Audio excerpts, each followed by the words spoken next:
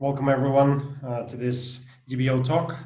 Today we will be having a conversation on the future of visual environment, and I'm delighted to be joined by Tapio Rosenius, Brad Koerner, and Birgit Walter. So all yours, guys. We'll listen to you, and then we'll have a Q&A. So Tapio, if you would, you're up. Oh, okay. I'll kick off. Yeah, I think mine is good for the kickoff because it's sort of suitably confusing. I promise to always to confuse. I inspire and confuse. That's my motto in life. So this is kind of like an opinion piece. So feel free to have some feedback later. So I'll be talking about something called digital physical spaces, and this is my thesis that it's sort of heading towards a direction where built environment is sort of merging with media. And whilst that can sound a little bit negative, I find a lot of interesting positive aspects to it. And this is where it sort of started. So January 1953, as we all remember, there was a famous episode of the I Love Lucy TV series in America. And there was a particular day when the main actress of this TV series gave birth to her second son. And at the same night, the fictional character that she was playing in I Love Lucy gave birth. And that became, now that could be regarded as the first sort of mass experience. So 44 million people tuned in on TV to watch that episode. And then obviously the next step from that was the moon landing, when practically the whole planet tuned in for that sort of a shared experience. And what was really specific for those two, and most of it since then until year 2000, was that the content was created by a very, very small group of people that actually had the power to create that sort of content and then share it to that kind of scale. So all the mass experiences were very narrowly curated media content.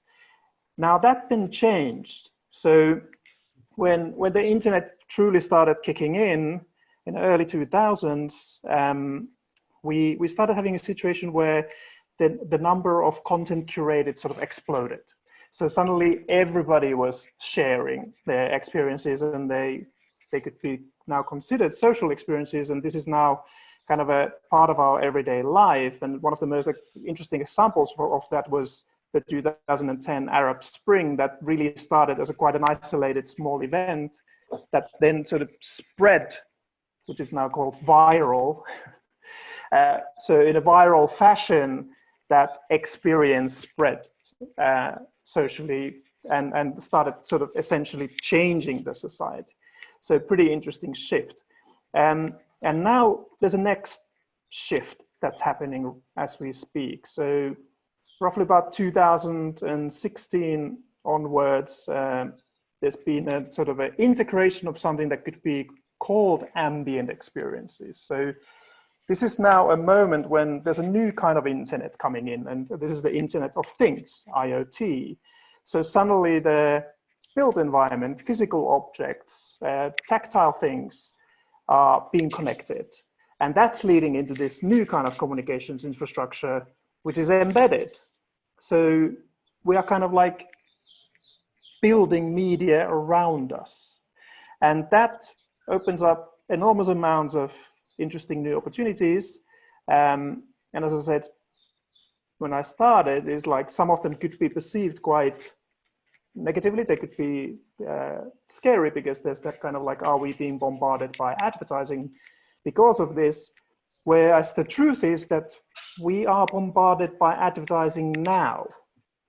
And with ambient communication and these kinds of ambient experiences, there is a new opportunity for built environment to become far more subtle and indeed stop that bombarding that we're right now experiencing, right? So I see there's a very interesting positive change coming.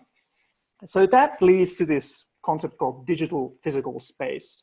And it has many names. People talk about phygital spaces, people talk about cybernetic spaces, cyber-physical spaces, but basically what this is that you have built environment, let's say, can be anything, a shopping center, hotel, building facade, your workplace, where you are existing, but at the same time, there's a layer of digital information that's being serviced to you and indeed extracted from that space, from your functions, for your activities, and so on and so forth. So basically the environment will start sort of shifting itself and auto-adjusting itself for your benefit. So it becomes like a helper. It becomes an intelligent environment that's there to help you. And it can be, you're in a train station and you just intuitively understand where the next train is going to be and what time it's going to be leaving without having to check anything. Or you might be in a shopping center and you understand the event is about to start on the left-hand side or right-hand side without you having to think about it. So it can be very quite sort of simple ways of aiding you, but also then go more towards the very sophisticated spaces. So I'm the founder of two companies. One is a design agency called Light Design Collective, and the other one is a tech company called Skandal Tech. That we've been sort of playing around with these concepts and experimenting over the years. So I thought I'd kind of show you a few sort of visual cues that what these sort of cyber physical ambient communicating environments might look like. And to my eyes, these are really like prototypes. They're like early sketches. They don't represent the end result at all.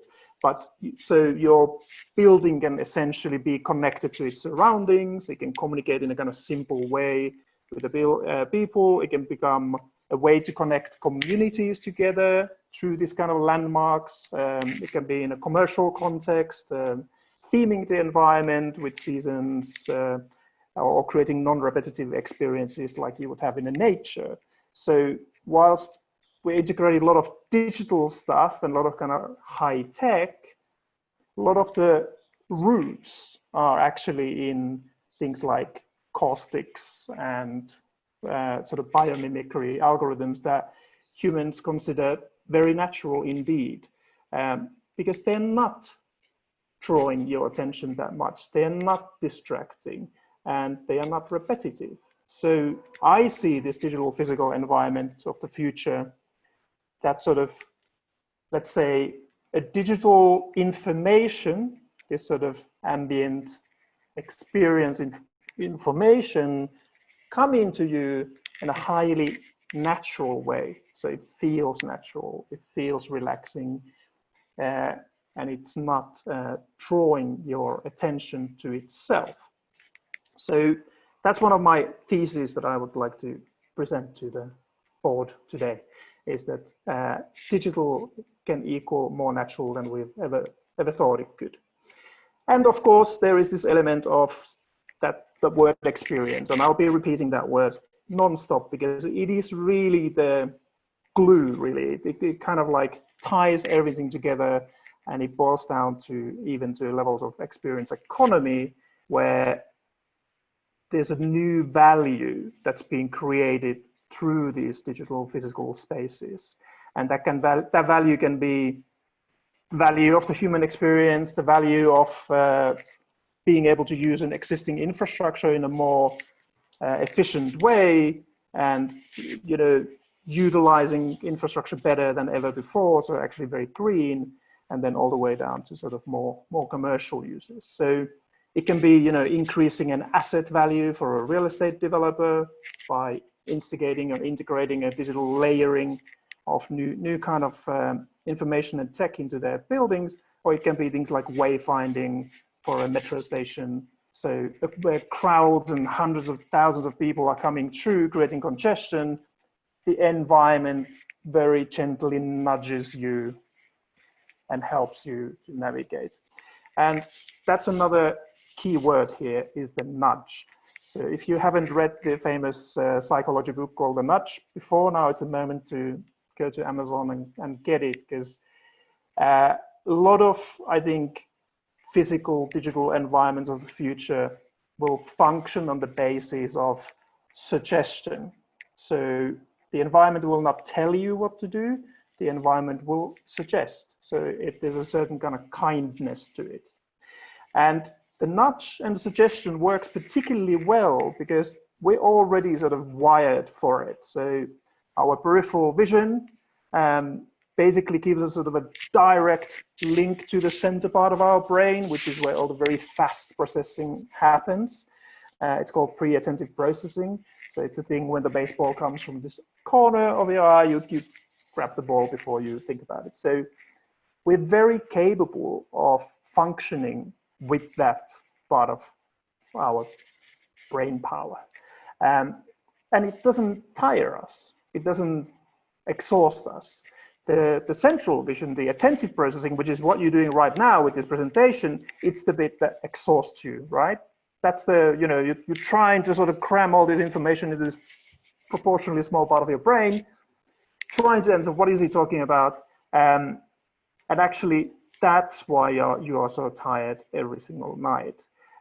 So what we're trying to do here is actually tap into the peripheral vision and maybe be more subtle.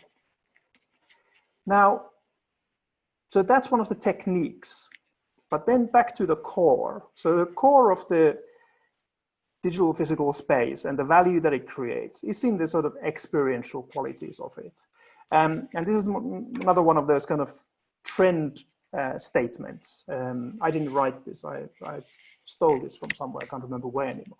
But it's an interesting one. So in 2020, people are expecting more experiential spaces. There is a buzz around hybrid spaces that weave the physical and digital worlds together to create immersive experiences. So they can function as sort of instrumental things like the active wayfinding or for your safety, wellness aspects, as well as things like the overall usability, the visual perception, the comfort of the space. So they're becoming kind of like very integral, very important, and actually tied into our new values. Like there's more understanding of environmental values happening right now. There's a more understanding of the experiential values. There's less interest towards physical objects, putting a lot of money for those things. So there's an interesting sort of shift happening. And that shift is the experience economy shift, where you start going from services to experiences. And this is the moment where we need to talk about coffee, because it's the best example. So if you think of the old styles of economy and you take a commodity, a coffee bean, the value of that commodity is roughly about 2 cents per cup, right? This could be dollars, this could be euros, it's roughly about the same. But when you add services to it, suddenly you're willing and ready to pay, a dramatic increase to the cost. So the value, the perception of the value changes dramatically. So you go from 2 cents to $1 or €1 for the cup of coffee because someone made coffee for you. But when you then go from service to experience, there's another exponential shift. And whilst I'm not a huge fan of Starbucks, but it really works like that, is that in Starbucks, you pay for the experience. The fact that there might be a newspaper there and a free Wi-Fi and a nice sofa and they don't kick you out. Suddenly you're very ready to pay, let's say 5 times more or 10 times more for that same commodity that serviced you more or less in the same way as elsewhere. So these are the sort of rules of the experience economy.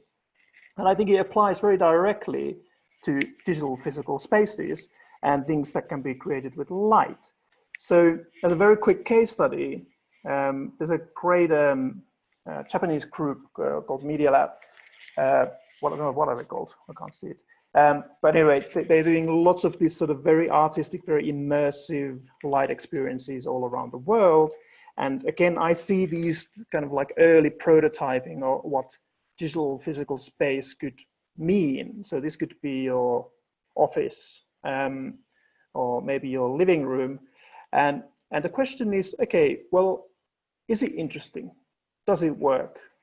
Do people get drawn to these things? So I took this as an example because it's very fascinating. So they did quite a small intervention in Helsinki, a temporary one called Massless, in a new gallery. And look at that queue. So this is Helsinki. I'm from Finland, and I know what it means to stand on a queue in January in Finland. So the exhibition ran from October to end of January, the worst month of the year, horrible weather. There was that kind of queue around the block for the entire duration. They had 270,000 people coming in 4 months in a city that has 600,000 people of population, and yearly visitors of millions. So if you would compare this to Sevilla, for example, in Spain, I mean, Sevilla has about roughly the same amount of people, but they have double the amount of tourists and a hell of a lot better weather. So if something like this can be so attractive, so strong in a context like this, I think is an interesting indicator of the future, what's to come. So if you then look at that from the sort of economical perspective, and you look at that sort of experience economy rule, does it work here? The tickets cost 15 euros. If you bought an introduction tour, you paid 50 euros extra. If you got a guided tour, you paid 90, except 150 in the weekends. So you start doing the maths here. In a small city like that, in a condensed period of time like that, an experience that people felt that they needed, and they themselves put a lot of value into that experience, turns into a dramatic economic impact, essentially. So they are kind of interesting, different aspects of this. And so in one hand is sort of built environment will be part of the ambient experiences revolution. It's my belief. This non-intrusive concept such as ambient communication allows new value to be created, which is more kind of human values. And from there, you take the experience economy as the sort of a driver, and what then drives the adoption, and what then translates into business value as well. So that would be my summary of the future of the visual environment. Tack så mycket. Thank you. Kiitos. Thank you very much, Tapio. Any questions?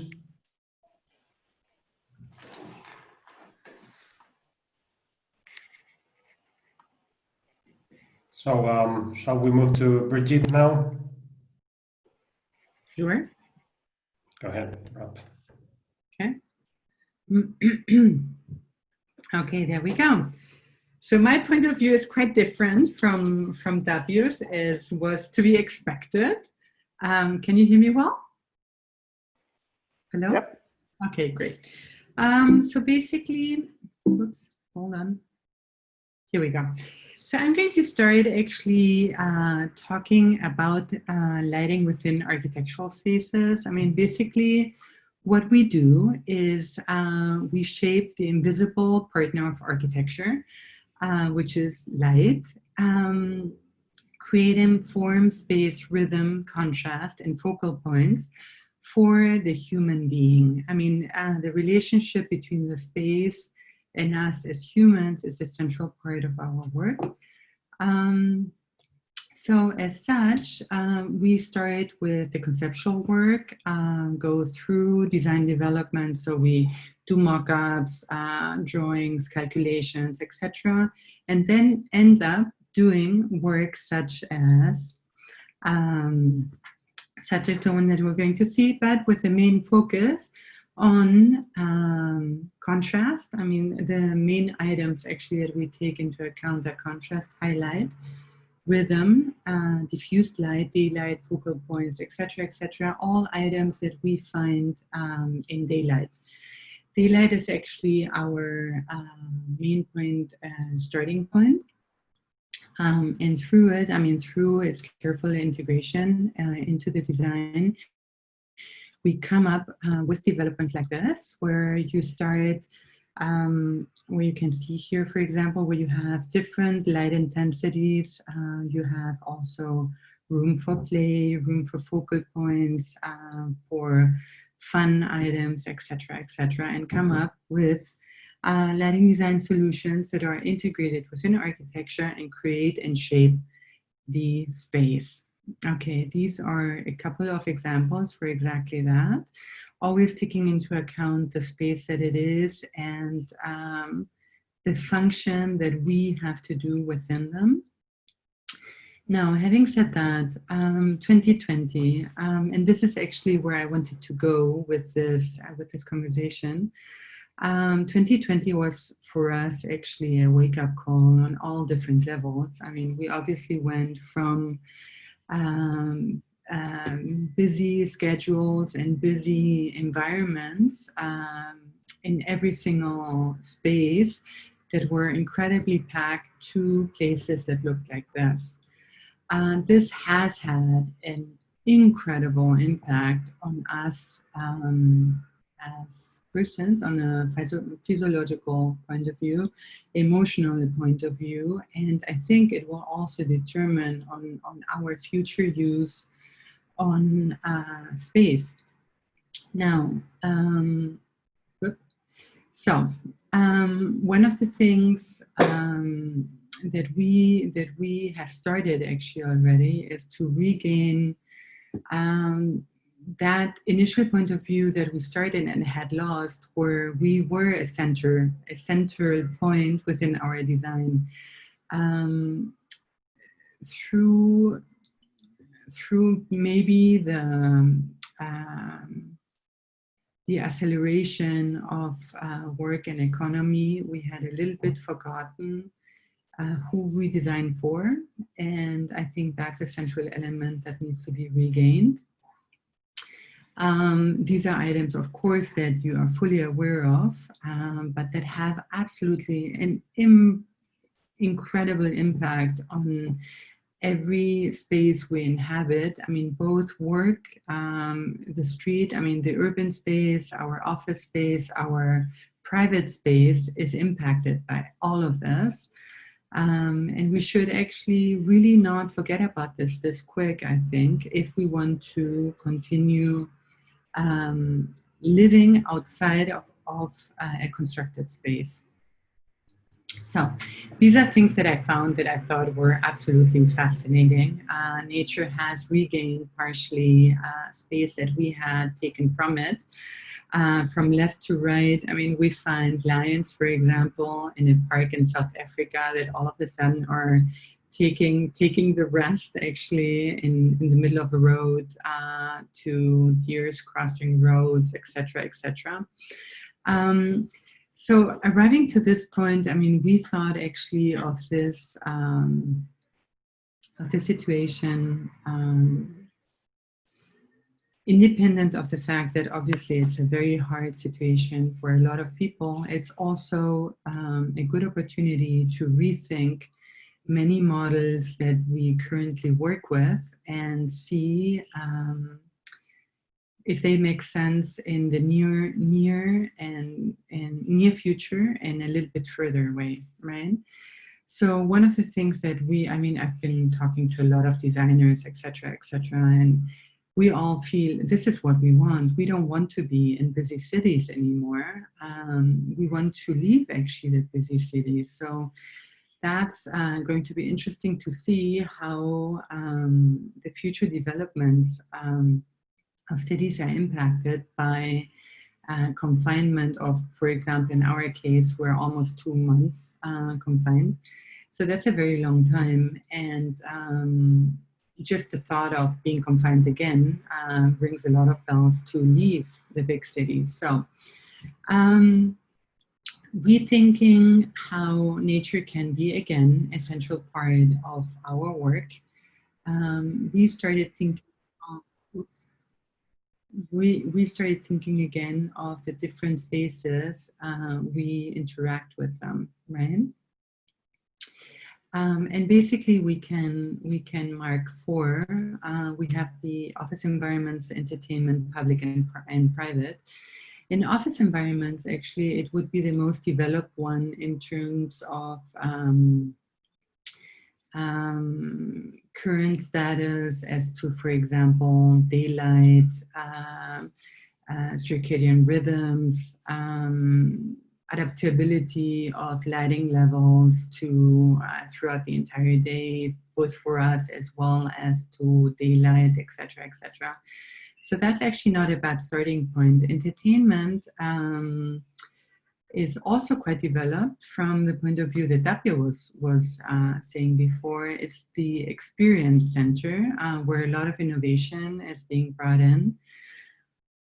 Public space is probably a pretty much forgotten space in that aspect. I mean, its current regulation touches upon watts per square foot, lux levels, and pretty much nothing else. And when we come into the private sector, it's a complete nothing. So in the private sector, we have, I mean, residences, for example, private residences. There's no legislation or current thoughts on how people can take advantage of daylight. I mean, it's not necessary, for example, in Spain, where we have so many hours of daylight. Daylight studies are not required. We're not required to have terraces that obviously provide a lot of physical wealth to us when we have them. So I would imagine in private environments, there's going to be a lot of thought, or should be a lot of thought, and it actually comes up to us as community to ask for it. Same as happened long time ago when, for example, ecology started talking about food processes, right? And the industry didn't want to do it, but at the end, the community could get a hands around that. So I think probably in private one, there's really a lot to do. And basically, this would be a little bit what I was talking about. So in office environments, I mean, we have a relatively good code compliance, energy, lighting levels, daylight, quality of light, and then in terms optional, additional items that are very often taken into account for the office environment are all the human aspects to let us work better and be more productive, right? Within the entertainment industry, as I was saying, I mean, it's a very experimental environment. So in these environments, we definitely we already have a lot of spatial, digital spatial integration, making reference to Tapio's exposition in Finland, for example. I mean, these would be places also where they could be incorporated, right? So an artistic light piece, an interactive light piece, a media wall, something that can play with kids and follows movement and so on, would definitely be something that could be either in a commercial center. It could also be in subways, which would probably go more into the public realm.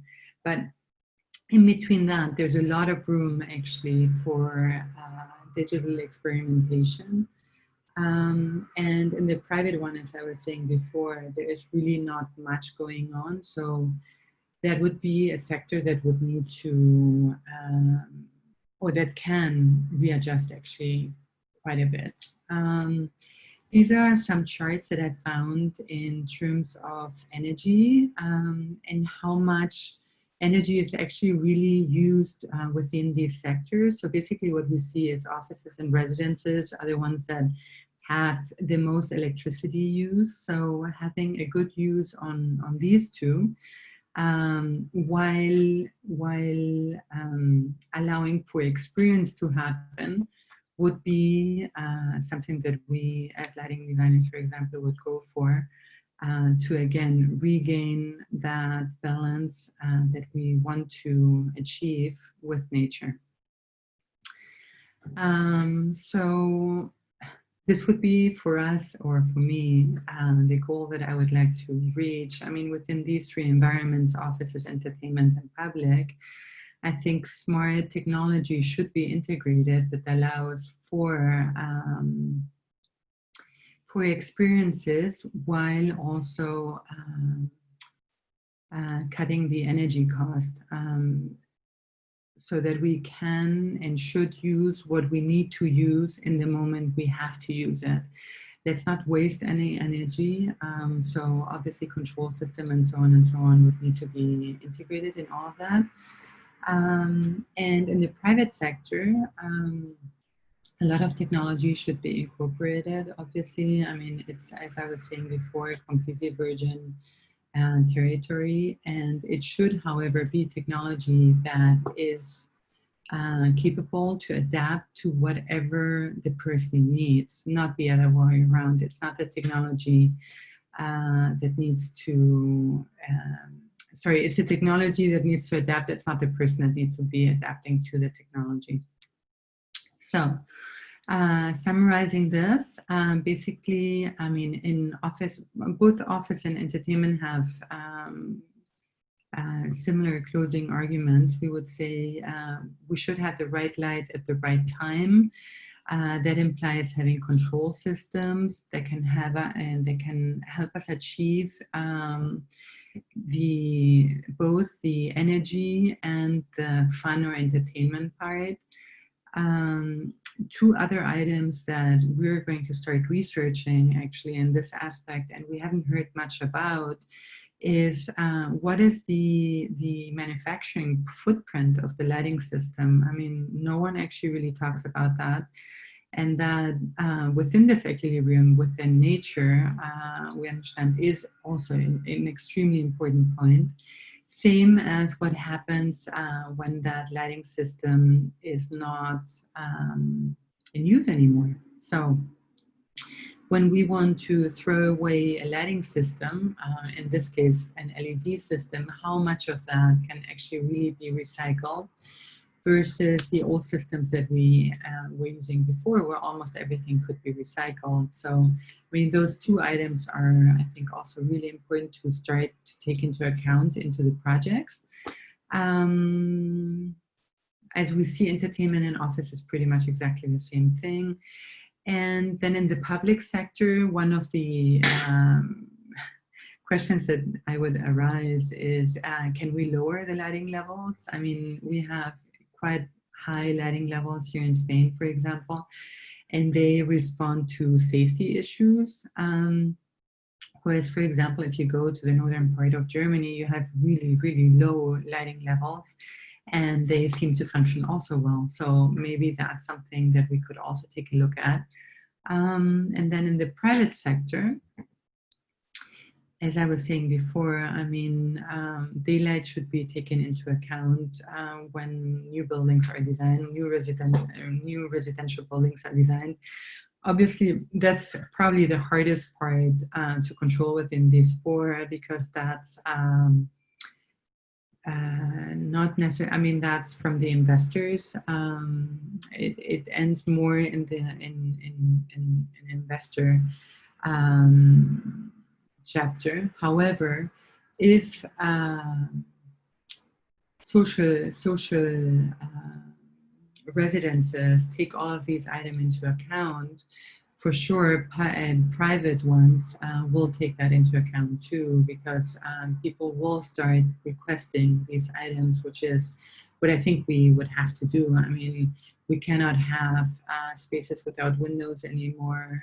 We should not have spaces that are low, etc., etc. So in terms of lighting, daylighting should definitely be requested in new private residences, same as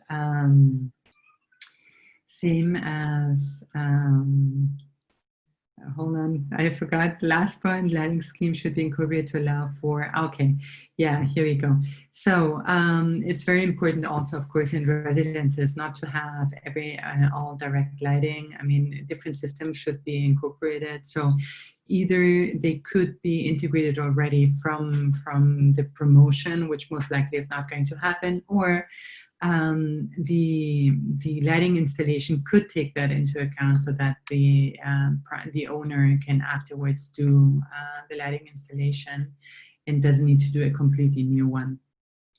And last but not least, I mean, basically for us, I mean, what we started learning is that we are the same person, both at work as well as outside of work. So aligning your beliefs in both of them should actually be, it's definitely what we want to do. In our case, for example, these green habits that we're talking about right now, we're taking them actually quite deep within the company right now. But they started as very informal items that we were doing within the company. I mean, we're doing very little printing. We went now to almost completely free print environment. We have been doing it for 2 months. It has worked actually really well. So we're going to continue with that. Same with transportation. I mean, we are going to start using far less transportation, not travel that much unless it's really necessary. There are many things that can be relooked at, and I think it's going to be very beneficial if we all do. I mean, for example, we were requested to go on site to the south of Spain this week, and we're going to start off by doing it through calls and video calls. And if really necessary, then we're going down next week. But I mean, that as a starting point is a big shift for us, not to consume in all aspects. I mean, not just electricity wise, but in terms of resources all around. We want to use them when we really need to use them, and I think a lot of people are coming behind that idea that we have been wasting not just energy, but resources, prime materials, very much. And we need to change that. I mean, we're not going to be able to experience these wonderful places if there's no world anymore, if there's no sun anymore. They can, of course, still work within a cave, but I still want to be up on the mountain looking at the mountain than having a projection of a mountain and thinking of how I would feel if I would look at the mountain, right? I think it's, So for me, it would be the approach on let's save what we can. And that's it. There you go. Thank you very much, Birgit. Any questions? Yeah, I have one, Birgit. Yeah, sure. Yeah, I just wanted to hear what you think with the whole kind of COVID-19 pandemic. That's obviously affected how much people travel, and people have maybe started thinking about how they use their resources. Do you think that after the whole pandemic is finished, people will just like step back and go back to how things were? Or do you think they really will think about doing things differently? Just wonder, I think people have got different ideas about this and opinions, and in the end, nobody knows. And I think different countries and different cultures and different communities will probably react maybe a bit differently. So there won't be one answer. I just wonder what your thoughts were. Sure.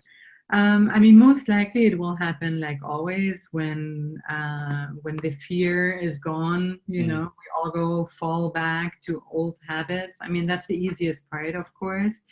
I think for us, we're truly trying to not go back to that. We're starting internal procedures on changing the company so that we don't have to do it. We've done a heavy investment in terms of technology also. so that we really don't have to do that. Of course, you know, clients are clients and you will do what they want. So if they ask you to go, you will go. But you can try to do it differently. And I think it's up to us to do it. I mean, we can start trying and you can always fall back to what you had. I mean, that's the easy part to go back to. But one of the good and positive things of this pandemic is actually that we've seen there are many other ways to do it. You don't have to physically be in a space to do the work. You can communicate. I mean, we have been doing projects still internationally that were not stopped. And we could still, you know, be there for the client, for the job site. So I think it's definitely feasible. The only thing is, do we want to do it? I mean, I think that's the question, because it's easier, obviously, to fall back to a pattern that we already know than to walk a new path. We're going to try to go the new path. Actually, we're dissolving even the company. We're not going to have a company anymore.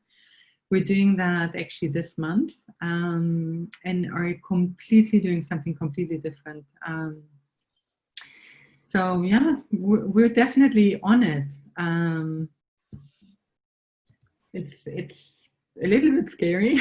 Well, I think the thing is, you know, now the technology is definitely there, and I think if this had happened 10 or 15 years ago, you know, when video conferencing wasn't so easy, wasn't so available, it would have been a different situation, would have been interesting. But I think actually people were first very wary, but I think many people adapted quite quickly. They realized that home office was the way, and they, you know, got Skype out, got Zoom out, and whatever other, you know, video conferencing software they wanted to use. And I think you're right. I think also it'll be also down to kind of, you know, individuals' personal preferences and personal opinions. And if that person is the head of a company, then that will, of course, affect probably that culture going forward in the company somewhat. Mm. You know, if you've got an old-fashioned CEO who always wants him and his team to do in-person meetings and continue doing that, then I think that's going to have a different effect on that company. Exactly. Yeah, and I think that's actually pretty much what's going to happen. So I think a lot of young people, I mean, for example, also in terms of staff, right? I mean, there are a lot of younger professionals that feel really comfortable with this, and then there's others that don't feel comfortable at all with this, and they need a space and they need the guidance, and you know, I mean, there's different profiles, absolutely. I mean. But again, I think it's feasible. It's a really interesting path, I think, to start. And I mean, for us, I mean, it was a wide open, I mean, really an eye-opener on every level. I mean, we live in Barcelona. Barcelona is a really busy, polluted city. All of a sudden, I could open the window and I could hear the birds. and breathe fresh air, probably. I mean, it also affected the pollution. The pollution went down. The air quality, I can't tell you. But, I mean, just the fact of the noise. I mean, to understand the noise level we had been surrounded by and gotten used to. And all of a sudden, and again, it's different if you live in a smaller city or in a smaller city. I think then everybody who goes out of a big city, you're from Berlin, so it's pretty much the same thing, right? Yeah. You go from Berlin, then you go to the Tiergarten, and I'm sure you're like, oh my God, different noise level, right? And then you go back to the city and you're like, whoa. And we don't, I mean, yeah, I was so used to that, and all of a sudden, literally, I was able to open the entire house. I had cross ventilation, no noise. It was fantastic. Really fantastic. And now I can't do that anymore. And we're not even completely outside yet, right? I mean, we're in stage 1. So, and the noise level is already outrageous. So I think, I don't know, it's up to us as society to ask for changes. Really, I mean, companies are not going to do that. I mean, obviously, I mean, it's working fine as it is. So it's actually up to us. Thank you. So, Brad, I think you're up now. It's all yours. Great. Let me share my screen and start this up. Can you all see this? Sure. Great. So I'm going to talk today about taking a kind of a view across the next decade. And I originally titled this The Luminous 20s, but given all the chaos in the world, I backed that off, called it 6 Disruptive Trends in Architectural Lighting, because it seems like disruption is maybe a little bit more on trend right now. So this is taking a look not just at lighting, but how the built environment changes, how the visual environment will progress. And there's 6 items here. So the first major trend that we're going to see is luminous surfaces. The second is data-driven experiences. And the third is interactive spaces. And this is on the sort of front end of the experience. This is what people experience in the built environment. The next 3 are more of the supporting infrastructures that we need as a building profession as to enable these more fanciful, more complex scenarios, such as digital twin commissioning, circular economy support functions, and switching to a different electrical infrastructure, which is DC power and net zero energy. Now, there are if you are a business owner, it might be a bit hard to engage with these 6 topics. So we'll look at this through another lens, which is this fusion of brand, tech, and place. So by brand, I mean lifestyle experience. By technology, I'm generally referring to this ongoing trend in e-tail and retail, bricks and mortar fusing together across a variety of areas, not just retail, but also if you think about hospitality experiences, healthcare experiences, commercial offices. And then in place, we have more of the traditional, what you would think of as interior design or architectural design. But really, what's the point of that nowadays? Well, it's a social experience that's still very valuable. And that comes together in the middle as what I call branded experience design, right? It's not enough to just be a lighting designer or be an architect anymore or be an interior designer. Most companies, whether they're being hospitality or healthcare or whatever, are focused on the story that they're offering, the experiential design, right? And they all have a unique point of view and they're all trying to make profits from this. So let's first dive into luminous surfaces. With the LED revolution the past 15 years, we've now sort of liberated electric light from light bulbs, right? So you no longer need these big bulky glass and brass pieces with big sockets, and they were hot and dangerous and fragile and had to be in big sheet metal enclosures. We can now make light in any format we want, whether it's ultra thin, whether it's curving, whether it's flexible, whatever we want to do. So now we can properly treat light like a material. So we're continuing on this modernist evolution of stripping away ornamentation and getting back to more pure forms, pure materials. And I think one of the most pure expressions of that are some of the Apple stores where you have these enormous luminous ceilings, right? This was a project I worked on at Philips where we decided there was this space between sort of digital media walls and architectural materials. And we started to explore what would it take to put patterns of light across walls and ceiling surfaces. And in this particular unit you're looking at here, we were taking the beauty of candlelight, which is so important to so many hospitality applications, and saying, what are the properties of candlelight that people love? Well, it's the golden warmth, it's the soft motion, it's the sparkle off of the edges. And we took those properties and we made optics and we made a light source that was a proper 2200 Kelvin light source. We built it in the wall surface and we digitally animated this. So there's subtle flickers of life floating across this. Like if you imagine a little bit of wind blowing across votive candles in a chapel. Then we started to experiment with fusing graphic design with luminosity, with architectural surface. And this opened up a rich area of exploration for us. And also, this was all animated. Again, subtle sort of biomimetic waves, particle patterns. It just had a life and a presence to these surfaces. And then we got into a little bit of sculptural relief with lighting on these surfaces. And it just created some beautiful, unique ways to sort of reinvigorate modern architecture and design with visual richness without resorting to classical chandeliers and pendants and wall sconces. But now we have a different world, right? We also now can move into this world of direct view LEDs, high resolution, fine pixel pitch screens. So some of these screens now, for example, the LED, the RGB pixels are almost 0.5 millimeter pixel pitch. That's so fine that if you're standing at arm's length away, you're having effectively a retina screen experience, to use the Apple terminology. So if you have a screen like this, which is a 4K native screen across the size of a wall, what does this become? Is it an architectural material?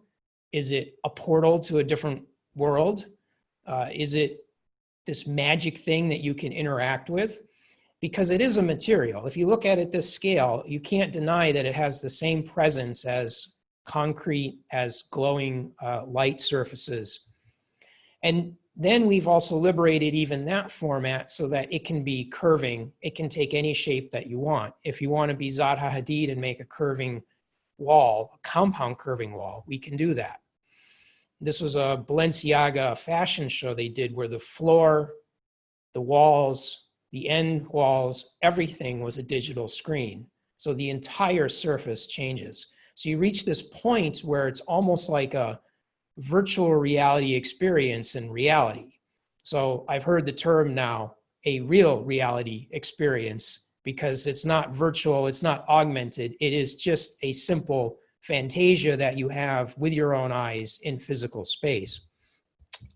Now, when we have all these screens surrounding us, what's the next stage? What do we do with this? So let's look at data-driven experiences. And I kind of divide this very crudely into two formats. There's data-driven experiences, which are mostly focused on environmental optimization. And then there's media-driven experience, which is mostly focused on branded experiences. Now, data-driven experiences are generally a lot of this smart building technology that you're talking about, where you put thousands of sensors in a building, or you're talking about energy optimization, or you're talking about demand response. Those are external data streams that are inputting into your environment to change your environment. Media is more of what you would think of as it's a media clip, it's a video clip, but there is a lot of interactivity going on there, such as Tapio's Skandal tech, where it's somewhere in between here. It's sort of preloaded media effects driven and changed parametrically live by data streams, right? So there's a wide area that can be explored here. These are just a few examples that I had sketched out to talk about this fusion of data in real life. And I said, wrap your spaces in social media. What does that mean? Thumbs up for a cause. So this would be a full physical wall that slowly depicts like the number of likes that you have towards a cause. In this case, it could be breast cancer awareness. This was a retail example called Hot or Not, where the rate of online purchases could be translated to the rate of a visual effect in a physical store, for example, of lights flanking a mannequin. Now, this might cue to the store clerks that, hey, this is a really hot piece of merchandise online, and they might not be able to sense that in the physical space. This one is a restaurant-focused example called Sparkling Service, where if you imagine this was sort of the candlelight wall that I showed you previously, if we take the average sparkling on the walls so that a restaurant manager could see if one week they had their sparkling stopped, they would know that their reviews went down without even looking at the website. So what's going on here behind the scenes is that you have these social data streams on the left, such as accumulation for the breast cancer awareness likes, the action rate of purchases, or the average of social proof. being translated into ambient media, visual modes in the architectural environment. Now, this could be any data streams. It could be weather, it could be stock market price, could be so on and so forth. And there's a variety of visual modes that you can choose. Now, at this point, you can also create physical interaction into the space between the occupants and the space, right? You can create, we create these environments where the walls and ceilings and a lot of the objects are dynamic and active. So how does your physical presence create that architecture to change? Well, I think there's three sort of meaningful functions of interactivity in architecture. The first one is to deliver function, the right light at the right place at the right time. The second is to deliver delight, right? Sort of enriching human interactions by creating new memories. If a space is boring, your brain compresses out your average experience. It's just like if you drive to work every day and you get there one day and you don't remember driving to work, it's because your brain has compressed it out. Lighting can fix that. And the third is to deliver content, right? Which is architecture as a portal to the virtual world. Now, there are many ways that this could be used for commercialization, but I like this example from Jason Bruges' studio in a children's hospital where the hospital had this problem that sick kids were very nervous before going for an MRI machine, and it gave bad results. So they added this little interactive art piece into the hallways, and the children were distracted. It calmed them down, and they got significantly higher MRI results. So this is a very definitive sort of business case on how interactivity can help drive goals. Now, beyond sort of simple interactivity, we have very powerful systems at very low cost for sort of anonymous people tracking or object tracking. For example, this could be TensorFlow, which is an open source software on a $35 Raspberry Pi. It can do this level of sophistication now. You can also go up to anonymous facial recognition, where you have software that can estimate the sex, the age, and can track the linger time, all without identifying who the person is. And of course, you have the final way where you can take that up to the next step and integrate that into some sort of customer relationship management or database. And you can identify and track people by their faces. Now, I think that's the line where a lot of people get spooked about privacy rights and so on, but it is there and it is all possible. So then we have to think as designers, these are tools in our toolkits. You have touch, which could be the classic wall switch, or it could be touching a wall or objects in new and unique ways. You have your simple proximity to a wall or an object. You have your occupancy in a space, which is mostly what we do so far for occupancy sensing for energy savings. We have sophisticated tracking where you can track multiple objects, their location, their time, their XY coordinates within space. And then you have sort of identity systems, whether it's facial recognition or card-based tracking or sort of voluntary opt-in. And here's just a very simple scenario of what this sort of powerful tracking can do combined with just a simple color changing lighting. Let's say in an office conference room, the table is lit with a nice warm glow focused over the table for when you have one or two people having an intimate conversation. But when your stereo vision camera tracks that you have a lot of people in that conference room, it might cool the color temperature of the lights down so that you feel a bit more cool and comfortable. It might open up the lighting. For example, the space might have ceiling up lighting get lighter or wall washing get lighter on that. That is far more sophisticated of a scenario than an occupancy sensor turning on a light. It is almost a factor of magnitude more technically complex to do that. Now, all of these concepts are great, but we need to change the way we design and deliver projects before we're going to realize them. And this is where digital twin commissioning comes in, right? So another term for this is BIM, Building Information Management, but I think there's something beyond just BIM, the way most people know it. BIM helps companies design buildings, coordinate all the mechanical systems, but what happens when you start putting the interactive pieces simulated into the BIM spaces? You can simulate the flow and function of a building 365 days a year. You can also start to test interactions and model how people walk through spaces and how the systems react.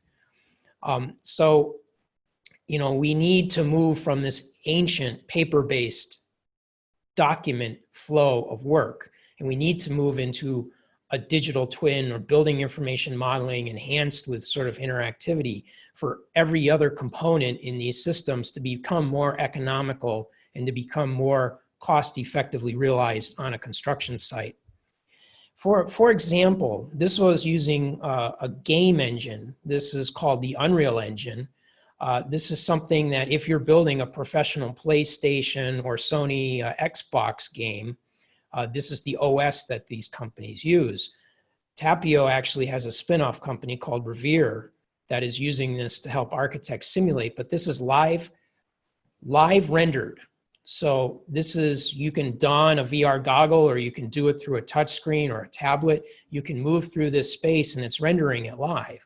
So in this case at Luminous Patterns, we were trying to make a sales tool that would allow our customers to visualize these light effects, change the color, change the pattern, and understand what it felt like to be in that space, right? There's no reason this could not be connected intimately into a BIM environment so that all of these choices are recorded as the programming of the space. Now we have to clean up our act, right? As Birgit was making a comment, I challenged engineers a long time ago at Philips. I said, what's more sustainable, aluminum versus wood? And you can make an argument both ways, because once you have aluminum, it can be recycled indefinitely, and wood always degrades every time you process it. And I said, yeah, but that doesn't smell right to me. And I started to think about this, and I said, would you want to live next to any part of the supply chain for aluminum? Would you want to live next to a borax mine, a smelting facility, the powder coat paint producers, the anodization tanks that's leaking into the water? No, you don't want to be anywhere near any part of that. But would you want to live next to a bamboo forest? Yes. A wood shop? Yes. You know, would you want to be near the fields where they compost the wood at the end of life? Absolutely. So there's different ways of viewing sustainability, right? And in lighting, I think one of the first things we have to do is go back to the past, and that's develop repairable fixtures. Unfortunately, with the LED revolution, most lighting fixtures manufacturers took a shortcut and simply made the fixtures disposable to save money and save components. We have to make them repairable. Once we add smarts to these fixtures, once they become digitally networked, we can make the maintenance smart. The fixtures can query themselves. They can talk about how long they've been on, their thermal temperatures, their performance. They can measure their current voltage. We can then predict very accurately, just like a jet engine, when that fixture will fail, right? And we could send maintenance in advance. We have the beautiful factories example I just talked about. And I think that also leads to bio-friendly materials used in lighting. We could make a light bulb that is the majority of which could be compostable. Even the electrical traces could use something like magnesium, which is actually a mineral that's good for you. This was a project that I did as a sort of side hobby. The US Department of Energy ran a sustainable design competition, and I made a linear pendant that used engineered bamboo. It was designed so that there was no screws, no glue. It was designed using a circuit board that was made out of natural flax waste from a flax field, also known as what linen is made out of. It could dissolve away at the end of life. At the end of life, you simply take the bung out, the wood dowel out, you knock it off, the end cap comes off, and everything slides apart so that it can be recycled without having any disassembly or unmanufacturing of the product. And I think we'll see this integrated throughout architectural spaces, that we don't need aluminum fixtures. We don't need all of these heavy petrochemical fixtures, because the LEDs have gotten so high efficacy that the thermal issue is largely gone. Let's talk about the next thing. So we have all these fancy luminous walls. We have all of these networks of smart sensors. We have all these media servers. What do they all have in common? Well, they all are hungry for DC power, right? And so much of the cost and waste on a modern project is converting AC power to DC power, right, throughout a building. And then now we have many big building projects are aiming for net zero. They're installing solar on the roofs. They're installing battery storage. And we have a huge waste of going from DC to AC, then back to DC. What we have going on here for the trend is that solar has reached parity with grid pricing. So a building owner can basically buy electricity from solar cells on their roof for the same amount as they can buy it off the grid. We have plunging battery storage costs that provide leveling out of peak production versus the troughs. And then everything in a modern building already is DC powered. Everything in its root is digital, it's lighting, even big motors now are variable frequency, which has a DC step in it. So if we look all of that, it makes obvious sense that we have a big opportunity to save 5 to 10% efficiency by getting rid of AC infrastructure in our buildings and going to DC. And if you look at some of these projects like these huge big box stores, saving 5% is a lot of money of solar cells and batteries that you are saving. So you have reduced energy, you have simpler hardware, and frankly, you can go to much more durable hardware than any of the current LED drivers or power supplies have when you have to convert down from AC. So it winds up looking like this, where you have a very simple system where you have DC feeding into a DC to DC conversion system. It charges from the battery or charges to the battery, and it can go straight off to your lights. Right, so you literally can have solar power flowing with minimal conversion into your LED fed lighting. You basically take yourself off the grid for a substantial portion of the year. In a northern climate, you could be off the grid for effectively 6 months of the year with a surplus. And you could do this for office environments, retail. You know, if you think about USB-C, everything's gone to DC already. That creates basically an entire office of computers and monitors and accessories now can also go to DC power. So there we have it, right? We combine luminous surfaces, data-driven experiences, interactive spaces. We design all of that using a digital twin, so we can simulate it virtually, we can program it, we can commission it virtually instead of with very expensive guys carrying laptops on a construction site. We design it using components that can be serviced, that can be maintained, that are more higher proportion of biodegradable materials. And then we power the whole thing with a net zero energy infrastructure so that we are not wasting needless resources. Now, I did throw in some slides here at the end. We were talking about COVID-19 response at my current company, Cima. We are looking at this. A lot of companies are asking us to make cheap plastic sneeze guards and tape on the ground, and I'm sure you've all seen it. And I said, let's take a high road here. Let's look at the higher end of the market. You know, how can we take spatial dividers and make them something special? So we looked at adding light to divider panels, making luminous panels. And there's this presence, this life, just like what I described for luminous patterns, even from a simple wall divider, it creates a beautiful glow on your face. This is a high-end dermatology office project, right? And then we can add graphic printed overlays so that you can be on brand. So instead of it being a divider, it's somehow you feel a bit more connected to this presence, this light, this life that's in the space. So that's it. Welcome to take any questions. If you want, you can email me at bkoerner@Cima Network. I keep a blog at lucept.com, and I keep a sort of a longer form written version of this presentation. It's called Welcome to the Roaring 20s or Welcome to the Luminous 20s. You can find it right on lucept.com. Thank you very much, Brad, and thank you, Tapio and Birgit. Didn't come back after we got kicked out by Zoom. So any questions now? John, Maria?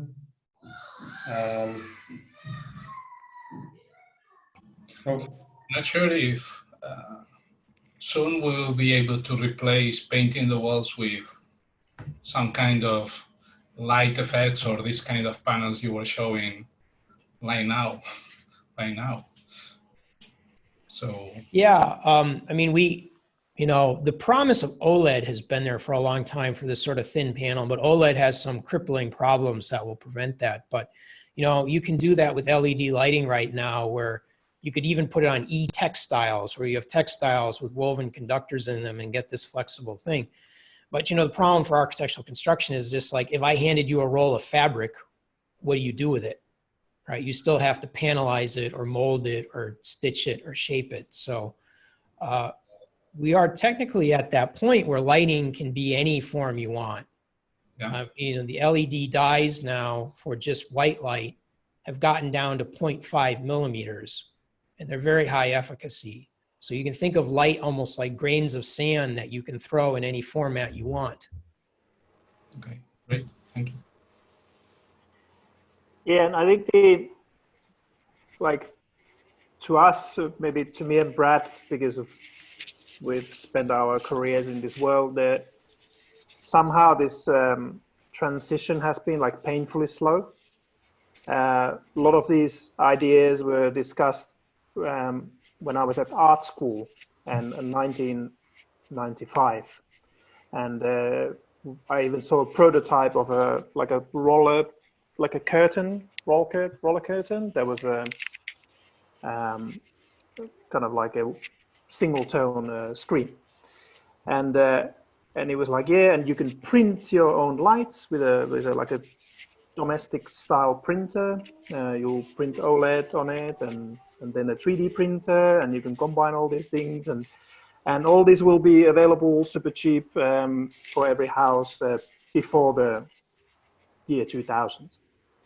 And Yeah. And it really didn't happen, and nor did many other things. And sort of, I was kind of prompted when Birgit was kind of talking about, like, she was basically describing like her wish to become a digital nomad and live by the sea and have the technology to connect. And I remember that conversation from 2001. Yeah. When, we were working on a Barclays headquarters skyscraper building in Canary Wharf in London. And they were genuinely thinking, does it make sense to build a skyscraper anymore because everybody's going to have a home office because of the broadband internet is getting so cheap, and laptops were getting cheap. So what do you need a skyscraper for? And that was 20 years ago. Skype was launched 2003 in Estonia. Like, we've had all this stuff for like 20 years. And I think what we're actually experiencing right now is that it's the adopting. So we're in this technology adopting curve, and we are in the late majority. Yeah. Right. So we're over the hill now, and now everybody's gonna start adapting this stuff that's been around there. And just to go back to your point, sorry, Brad, is like, so maybe the luminous surfaces and kind of the light playing a new kind of a role in an environment, maybe that's one of the things that now will accelerate in terms of adoption, because there's maybe more motivation for it to exist, because they've been around for a while. Yeah, I mean, all these technologies have been there for a long time, except that they've been punishingly hard to actually try to get on a real construction site, right? So it's like construction sites are the most expensive place to do an R&D project you could ever imagine, right? So that's not where you want to do it. So, but now, I mean, the prices on a lot of the hidden stuff, like I said, you can do an open source tracking thing on a Raspberry Pi computer for like $30. Who's going to argue with that? It's the labor now, right? So the next stage, all the LED screens have come down, all that supporting stuff has gone down. Now it's still the hidden costs of project coordination and on-site management. So like, for example, at Cima, that's what we're working on. I'm cove lighting. Think of how simple cove lighting is. But it's so difficult to install on a construction project. You have to have an architect hires a lighting designer. They're paid a lot. They have to frame it. They have to gypsum wallboard it. Electrical guy comes in to rough wire it. They plaster it. Electrical guy has to come back to put some finicky lighting in above his heads.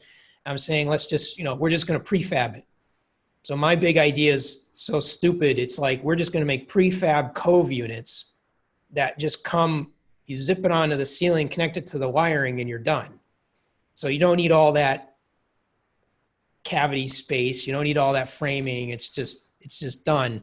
I was looking at that with Luminous patterns too. How do we make a wall a single line item spec for that entire wall so that it doesn't become a multi-trade coordination mess and a bidding fiasco and get V'd off your project?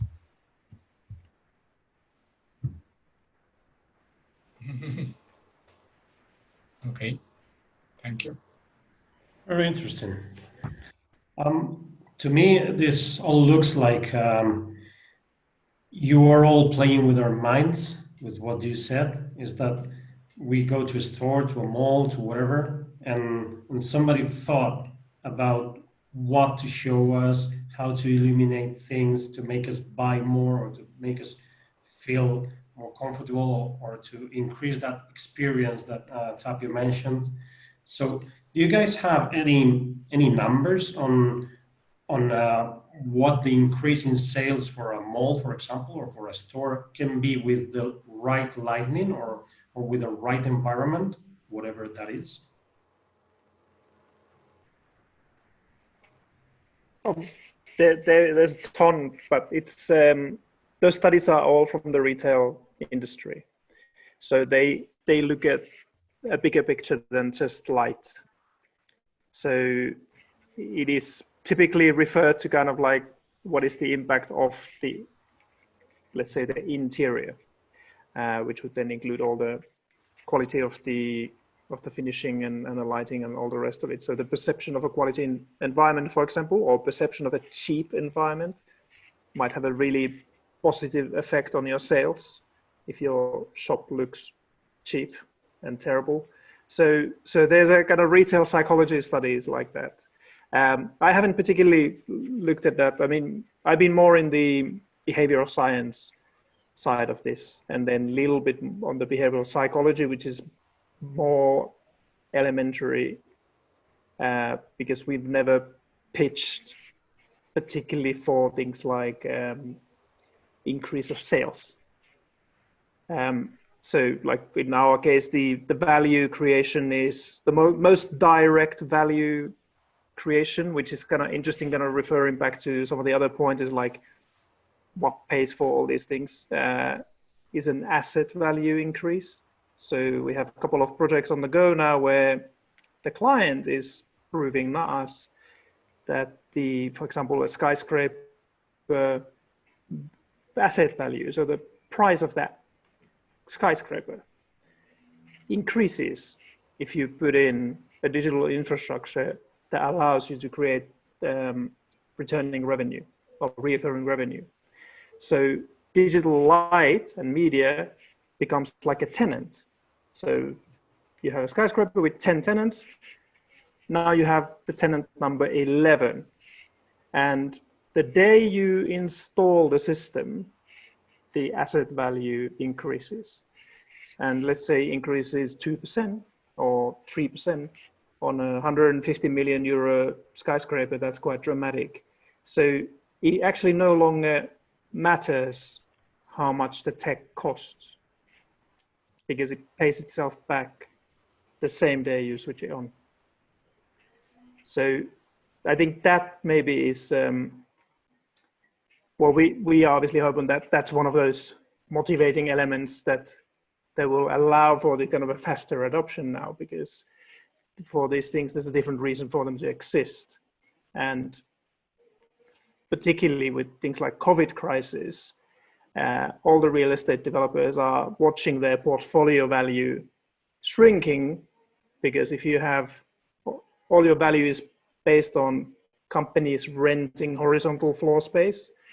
And now it looks like the trend is going to be that the companies will be asking less floor space.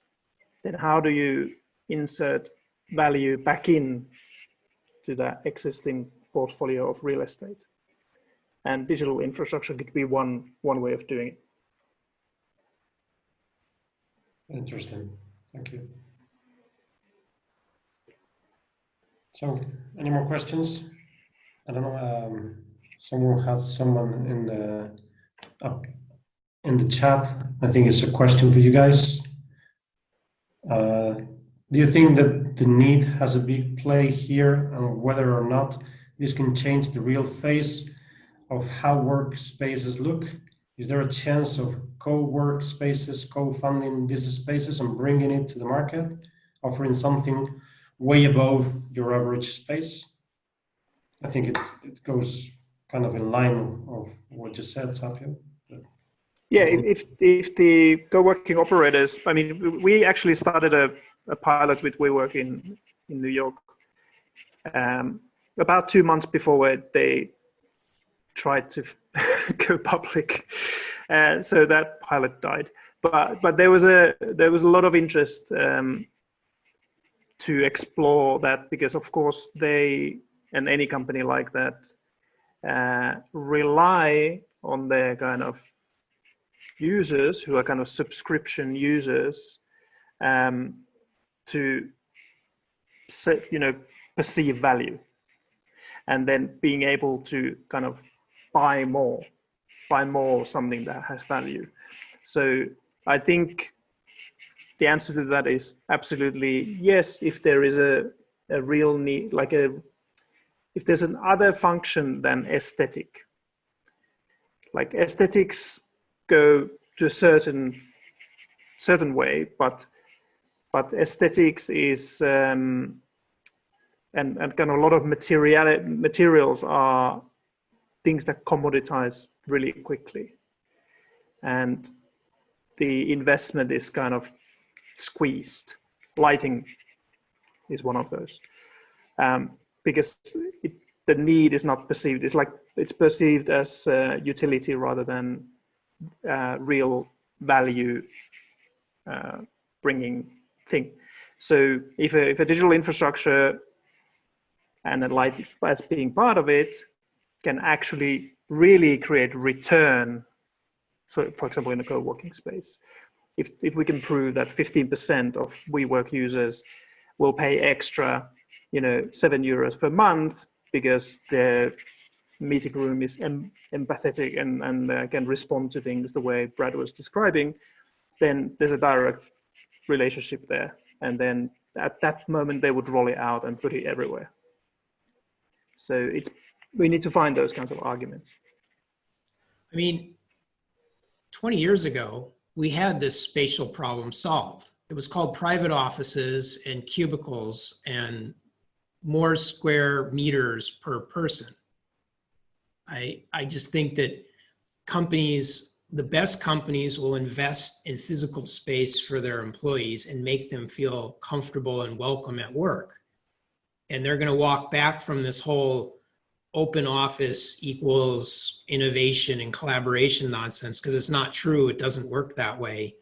And I just think that you're going to have to come up with new ways to integrate circadian rhythm lighting and data integration into people's private little office worlds. It's not like, remember the TV show Mad Men and Don Draper from the 1960s? He has this fabulous, huge, 100 square meter office, basically. Like, how do you give a personal experience, a VIP sort of personal experience on an economy class budget, right? That's the challenge. And there's some point there just has to be physical space. But then how well can you optimize that physical space above and beyond just a dreary little cubicle, right? Yeah, because the open plan was a cunning way of squeezing. I mean, even the cubicle takes more space than the open plan.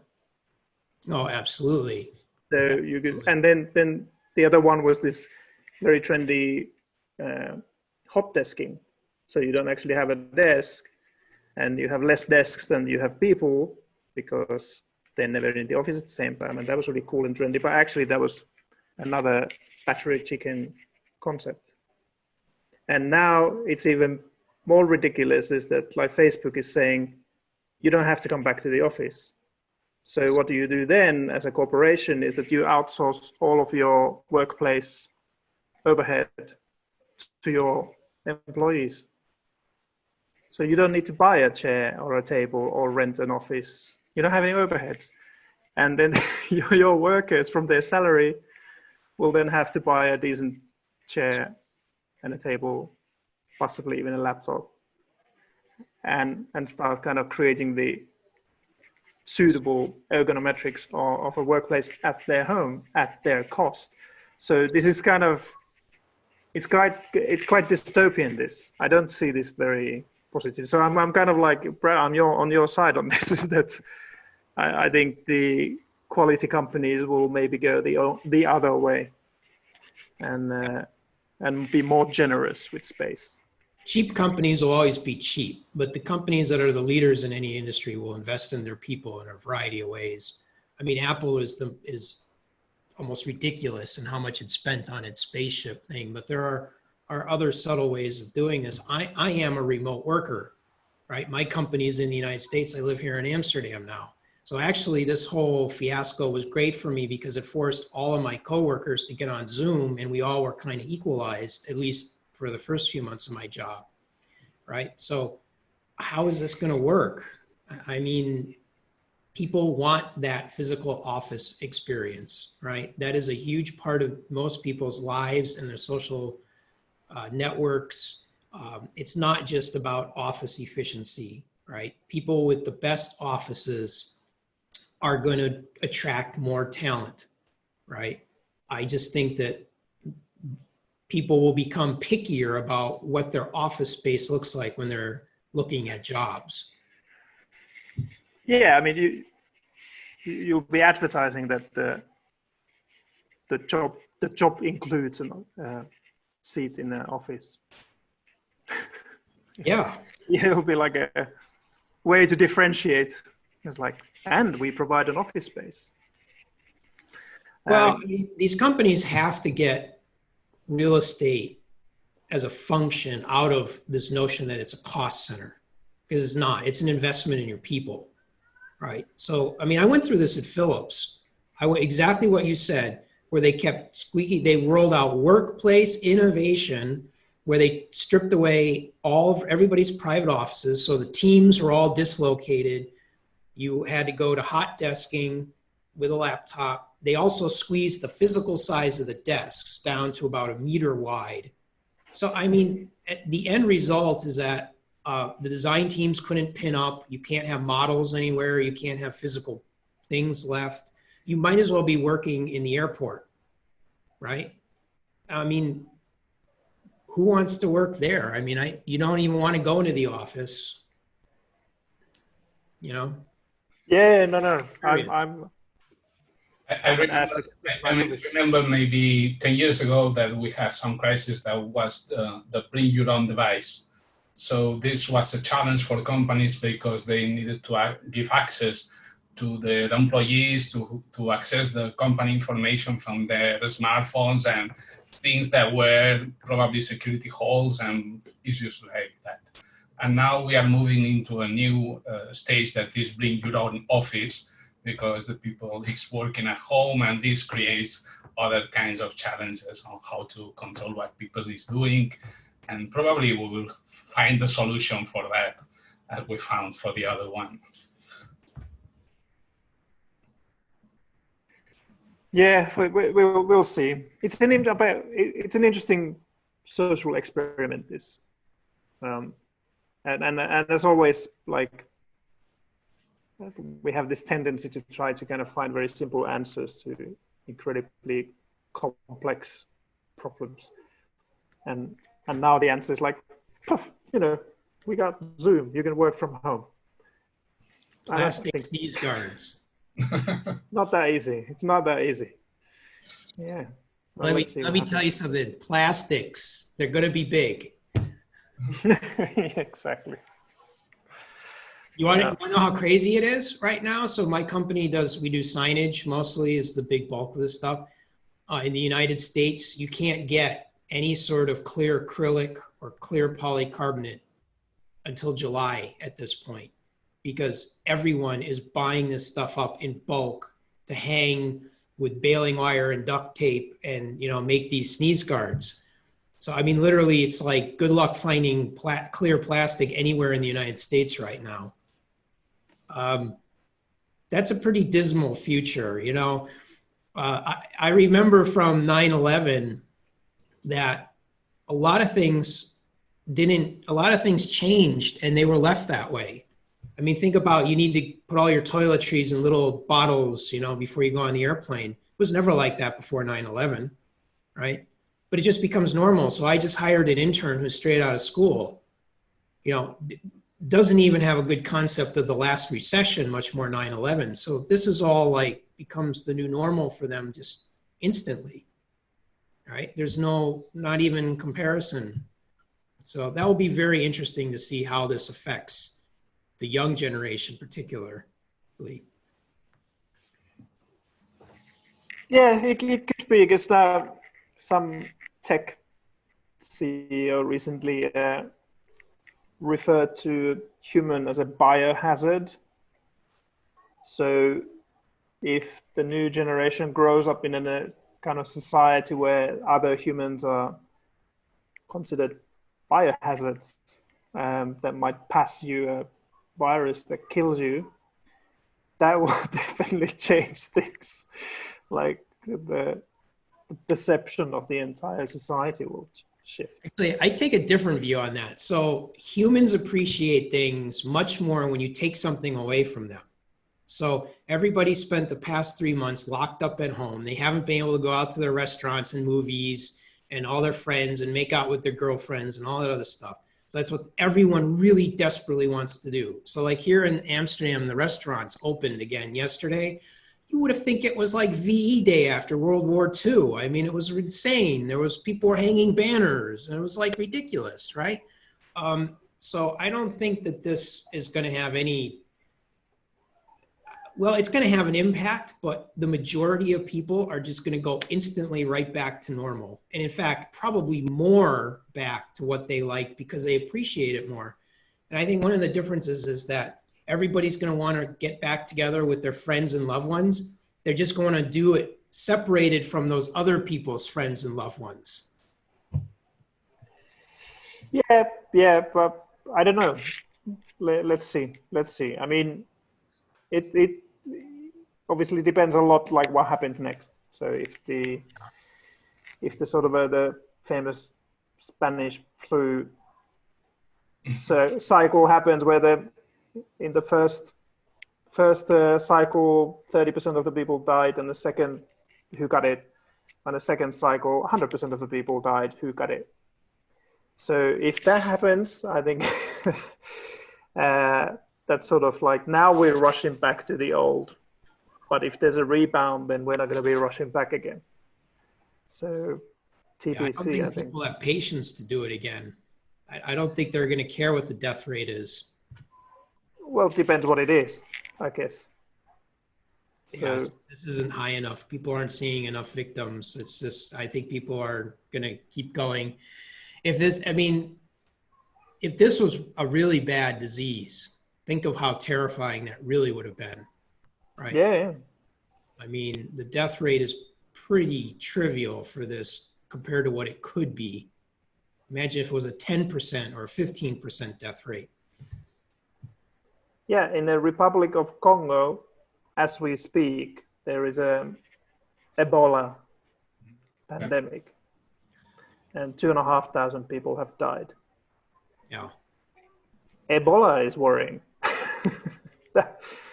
That worries me. So that's happening right now. Ebola is missing one of the key things that made COVID so dangerous and so dramatically impacting the society, that is transmission. Because once you have Ebola, you are thrown into bed and you can't move around. So that is what keeps Ebola controlled. But of course, if Ebola transmitted as fast as COVID, then that would be, again different. But it's just whatever is going to happen. I mean, this is a big experiment now. Yeah, we're all part of it.